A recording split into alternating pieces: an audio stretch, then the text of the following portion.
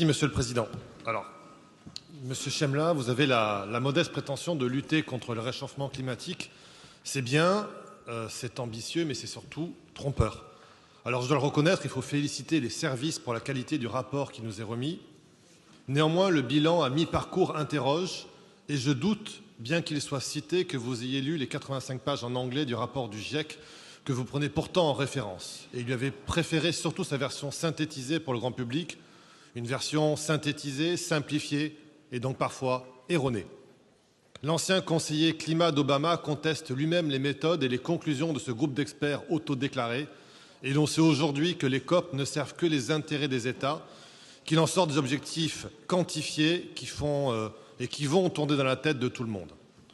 Vous rappelez les objectifs ambitieux pour notre métropole, très bien, mais le tout sans présenter les conséquences. Oui, parce que ces objectifs dits climatiques ont des conséquences. Pour rappel, les objectifs du plan climat sont une baisse de 30% de la consommation énergétique et un mix d'approvisionnement comprenant 50% de renouvelables, nucléaire compris, et c'est une bonne chose. Je dis que vous étiez ambitieux, c'est bien plus que cela pour le mix énergétique. Vous avancez des chiffres illusoires et totalement irréalisables, comme la multiplication par 100 du parc biomasse, par 60 du parc solaire, par 50 du parc géothermique. Plus c'est gros, plus ça passe, sauf que l'énergie est une grandeur physique avec laquelle on ne peut pas tricher.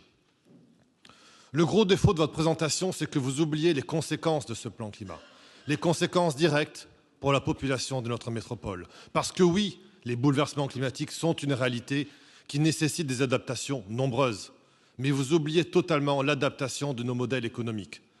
À l'instar des écologistes, vous prônez une vaste entreprise écolo-punitive, entreprise qui a déjà organisé la décroissance industrielle de la France et qui aujourd'hui programme l'effondrement agricole. Pour rappel, notre économie entière repose en pratique sur la consommation d'énergie. Il est donc logique que la production économique soit liée à la quantité d'énergie ajoutée dans le système. Ce lien est aussi fait par la fondation IFRAP, qui estime que 10% de baisse d'énergie, c'est 1 point de PIB en moins, ce qui rejoint les travaux du Shift Project et de Jean-Marc Jancovici. Et donc les conséquences de cette baisse de 30% que vous fixez comme objectif sont simples. Vous ne l'avez pas fait dans votre rapport, je le fais pour vous. 30% pour notre métropole, c'est 3 points de PIB en moins. Cet aspect économique est totalement absent de votre bilan.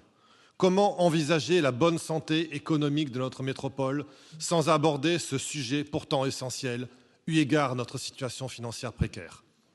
Pourquoi ne pas envisager des investissements dans la recherche scientifique pour nous permettre de renouer avec la grande épopée des inventeurs, des ingénieurs, pour relever les grands défis du XXIe siècle et réussir, par exemple, l'adaptation de nos sociétés au changement climatique en réaffirmant que le génie de l'homme, sa capacité à surmonter les épreuves, à créer et à innover, sera toujours préférable à l'écologie de la punition et de la pénitence des adeptes de la décroissance, dont vous ne faites pas partie, certes, mais que vous appelez de vos vœux au pouvoir encore dernièrement. La France et plus largement l'Europe est déjà, depuis longtemps, l'ensemble économique le plus vertueux en matière de respect de l'environnement. S'imposer des normes encore plus lourdes, c'est pénaliser nos entreprises face à des compétiteurs qui vont bénéficier d'une concurrence déloyale de fait.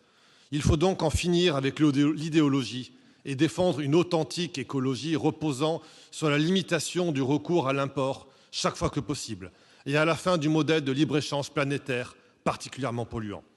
Il faut favoriser la relocalisation des activités humaines et privilégier les circuits courts, c'est-à-dire la production, la consommation et le retraitement dans un périmètre géographique le plus raisonnable possible, tout en misant et en investissement sur le génie humain pour trouver des solutions.